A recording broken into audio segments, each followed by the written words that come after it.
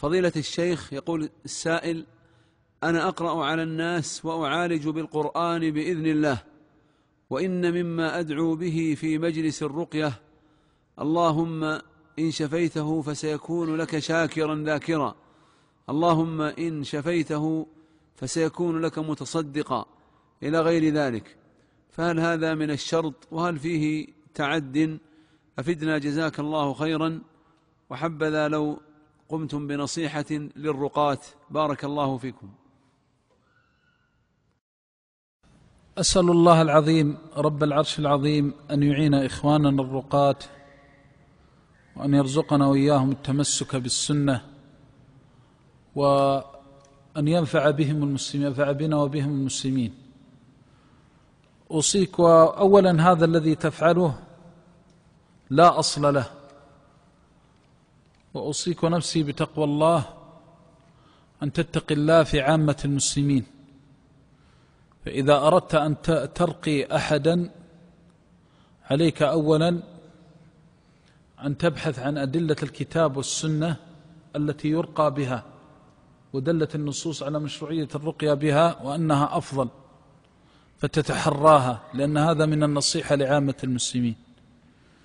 وثانيا إذا علمت الوارد فلا تزد عليه شيئا من نفسك، وإلا ستقف بين يدي الله ويحاسبك الله عليه ويسألك وترهم به وتجزى عليه، فاتق الله عز وجل في أن تحدث شيئا باجتهادك أو برأيك من نفسك.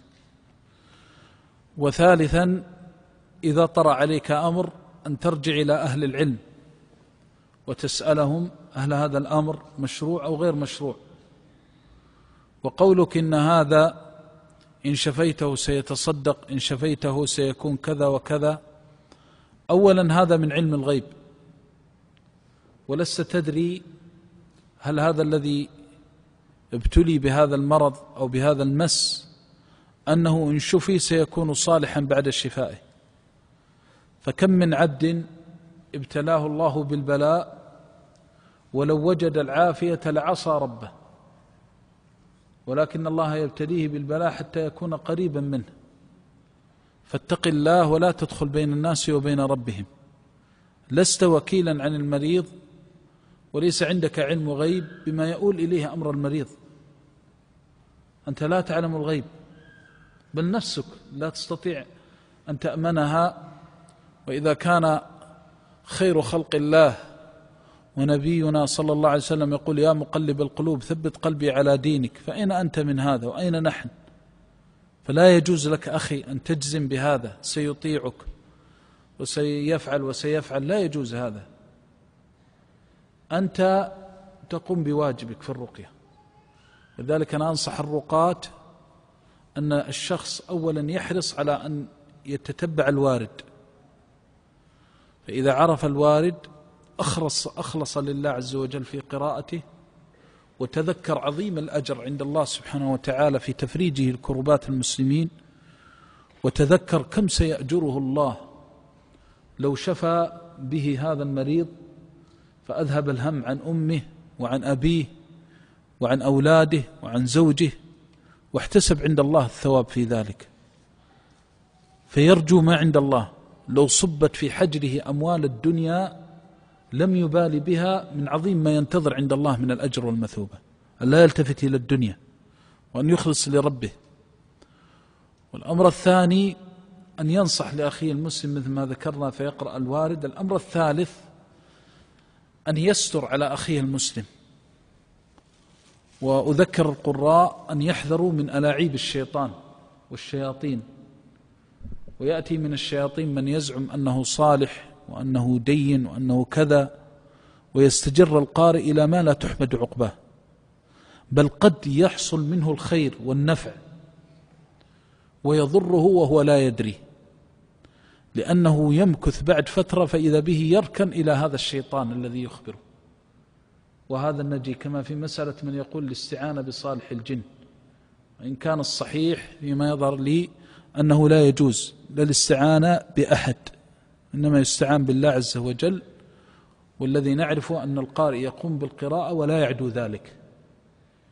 ولذلك تجد القراء من جرب القراءة وقرأ على الممسوس وصدق مع الله يحرص الشيطان على إلهائه، فيأتيه بكلمات ويأتيه بعبارات ويأتيه بأخبار وقصص، لأنه يعلم أنه إذا قرأ القرآن واستمر في قراءته بقراءة مؤثرة مخلص فيها لله عز وجل أن الملائكة تتنزل للقرآن. هو ما سر الرقية؟ سرها أنه إذا صدق القارئ وقرأ قراءة مؤثرة تنزلت لها الملائكة، لأنه ثبت في الحديث الصحيح: اقرأ فلان تلك السكينة تنزلت للقرآن. فإذا نزلت الملائكة تسمع الذكر فرت الشياطين. ولماذا قال في ليلة القدر تنزل الملائكة والروح فيها بإذن ربهم من كل أمر سلام؟ لأن الشياطين إذا فرت أمنت الناس. ولذلك ذكر بعض العلماء من علاماتها وجود السكينة والراحة، لأن فرت الشياطين التي تؤذي الناس فالملائكة إذا نزلت فرت الشياطين. ولذلك الشيطان لما مضى بقريش وقادها بقضها وقضيضها إلى بدر ونزل جبريل والملائكة نكص على عقبيه وقال: إني بريء منكم إني أرى ما لا ترون إني أخاف الله. قال ابن عباس: والله الذي لا إله إلا هو لقد رأى جبريل. إذا رأى الملائكة فر. ولذلك القارئ الذي يفقه الرقية يستمر في قراءته.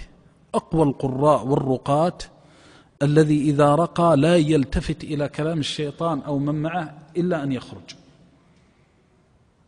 فتجدهم يشغلونهم بالأحاديث: هذا شرب كذا، وهذا أكل كذا، وهذا جلس في المكان الفلاني، وهذا قام، وهذا قعد. بل وصل الأمر أنه يعطيه الخبر الأول والثاني والثالث، فإذا وثق به سلطه على المسلمين. فقال: هذا أخذ زوجته وعمة زوجتي وخالته، وعندها تسوء الظنون ويسيء المسلمين بعضهم بعض الظن، وتقع الشحناء وتقع المصائب. لو كذبة من بين 100 صدق، 100 أمر يصدق فيه فإنها شر وبلاء. قد تكون كذبة تأتي بالطوام، فما بالك إذا كان يصدق مرة ويكذب 99؟ هذا أمر أدهى وأمر. فنوصي القراء أن لا يلتفتوا عند القراءة إلى مثل هذه الأمور. الشيء الثاني عدم التحدث بأسرار المسلمين. يعني البعض قد يأتي بعض طلبة العلم ويقرأ عليه ويقول: والله جاءني فلان وقرأت عليه. فهذا لا يجوز، وحرام على الراقي أن يفشي أسرار المسلمين. لذلك نص العلماء على أن من يغسل الموتى عليه أن يحفظ سر الميت، كما ورد في الحديث الصحيح صححه بعض العلماء أن في فضل تغسيل المسلم لأخيه المسلم وستره عليه، وأصول الشريعة دالة عليه أن من ستر مسلم ستره الله. ولذلك أصبحوا ينشرون مثل هذه الأمور، بعضهم عن حسن نية أو بدون حسن نية، فتجد هذه الأمور جرت إلى مصائب وويلات. وأوصي القراء أن يحذروا من هذا الباب. ليس في سنة النبي صلى الله عليه وسلم أكثر من القراءة والرقية الشرعية. الخوض في علم الغيب وأمور الشياطين من أمر الروح. والله تعالى يقول: ويسألونك عن الروح قل الروح من أمر ربي، فهي أمر غيب لا يعلمه إلا الله.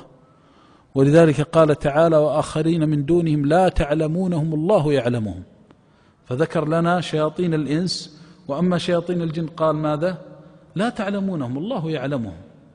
فالخوض في هذه الأمور الغيبية ومحاولة كشفها للناس على الإتيان بالأشياء، هذا أمر عواقبه وخيمة. كذلك أيضا أوصي القارئ أن يتقي الله ويحذر من عجب الناس به، فإذا عجب الناس به فإنه يهلك ويهلك معه غيره.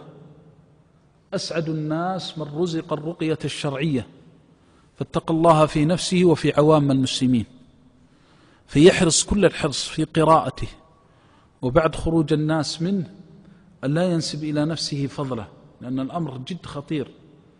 فقد يترك الناس الكهنة والعرافين ويغلون في الصالحين. وقد تجد البعض والعياذ بالله يقول: ما في مثل فلان، هو الذي يحل هذه المشاكل، الراقي فلان هو كذا وكذا، ويعجب من مدح الناس له. بل بعضهم يتقصد في ذكر غرائب القصص حتى يلفت الناس إليه، فالله الله، فإن اعتقاد الناس أمر خطير. ولذلك الإمام أحمد لما جاءه الرجل وقال له: يا إمام، إن عندي بك حاجة، وذكر له أن له مريضا وسأله أن يدعو له، فقال له: أنت مضطر وادعو ربك والله يجيب المضطر إذا دعاه. انظروا كيف النصيحة للعامة. فلما ولى الرجل وخرج رفع كفه وقال: اللهم اشف مريضه. قال له بعض أصحابه: يا إمام، هل لا أجبت السؤال؟ يعني كأنه كسر خاطره. قال: إنه إن شفي مريضه غدا قال شفته دعوة أحمد. هذه النصيحة لعامة المسلمين. لا ترضى لأحد أن يقال: والله فلان أنا كان ولدي كذا وذهبنا به إلى فلان، هذا هو الذي يشفي الممسوسين، هذا هو الذي كذا يفعل كذا وكذا. فهذا أمر جد خطير في عقائد الناس. القرآن نزل أجل أن نتعلق بالله، ما نتعلق بغيره، وأن نتوكل على الله، ويغرس في قلوب الناس أن يؤمنوا بالله وحده، وأن يفوضوا أمورهم كلها لله. فإذا وصل الأمر إلى عجب الناس بك واعتقادهم فيك فهذا هلاك لك وللأمة. ولذلك تحذر من هذا الباب، تقفل على نفسك.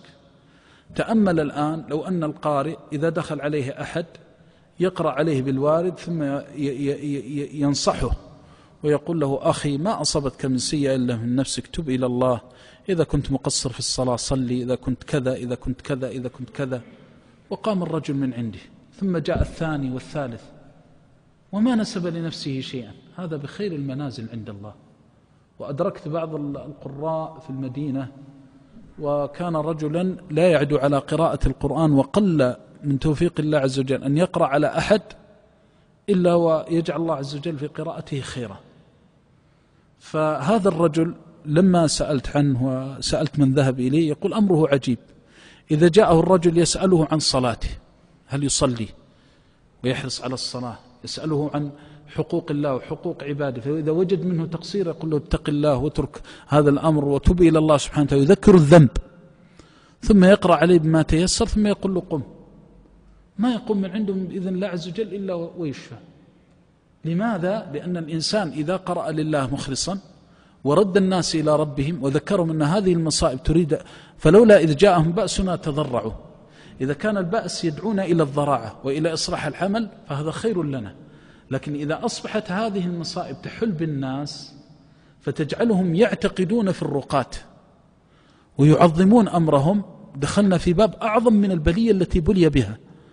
ولذلك هذا الأمر ينبغي أن ينتبه له الراقي، وهو سد ذريعة الاعتقاد فيه، وأن ينسب الفضل إلى الله سبحانه وتعالى. البعد عن غير الوارد. البعض يجمع 30 و40 ويتفل عليهم، وبعضهم يأتي بالبراميل الماء ويقرأ فيها، فهذه أمور كلها مبالغ فيها.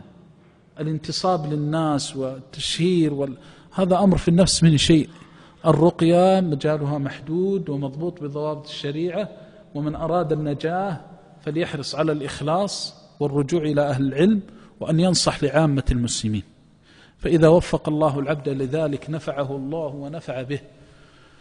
ونسأل الله بعزته وجلاله وعظمته وكماله أن يشفي مرضانا ومرضى المسلمين، ونسأله بعزته وجلاله وعظمته وكبريائه: اللهم أنت الله لا إله إلا أنت، إله الأولين والآخرين، نسألك بعزتك وجلالك ونتوسل إليك بصالح القول والعمل، أنت الله لا إله إلا أنت، أن تقطع دابر شياطين الإنس والجن من السحرة والمشعوذين الذين آذوا عبادك.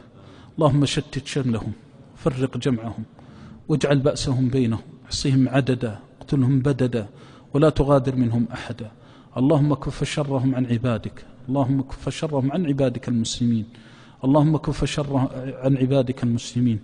اللهم اغفر لنا ولإخواننا أجمعين من الأحياء والميتين، وتب علينا إنك أنت التواب الرحيم، وارحمنا يا رحيم يا كريم. اللهم إنا نعوذ بك من شرور أنفسنا ومن سيئات أعمالنا، اللهم إنا نعوذ بك من شرور أنفسنا ومن سيئات أعمالنا. وآخر دعوانا أن الحمد لله رب العالمين، وصلى الله وسلم وبارك عليه.